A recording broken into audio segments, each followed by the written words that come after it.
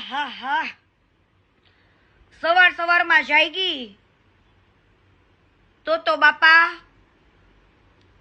એવું સાબિત કરવા માંગે છે માર્કેટમાં કે કીર્તિ પટેલ ડરી ગઈ. હવે મને ખબર પડી કે 12 તારીખ સુધી મને રોકાવી કેમ રાખવી હતી. તમારે માર્કેટમાં એવું સાબિત કરવું હતું કે કીર્તિ પટેલ રાજદીપ રીબડાથી ડરી ગઈ. પણ હું કોઈના બાપથી નથી બીતી હો. હોય ને એટલાને મેદાનમાં આવી જાવું. બરાબર, મહેનતના પરસેવા છે. તમારી જેમ નથી કર્યા પૈસા ભેગા હો.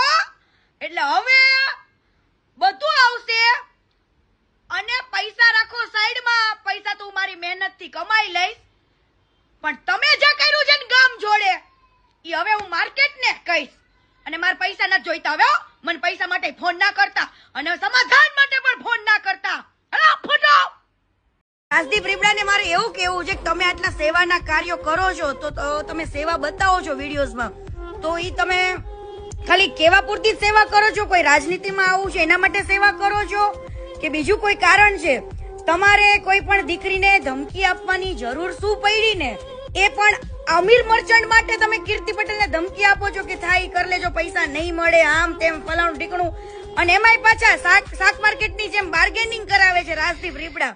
તો કોઈના બાપનું નહીં હાલે ને, ડરતી તો કોઈના બાપથી નથી. આવી જાવ હાલો તમારે.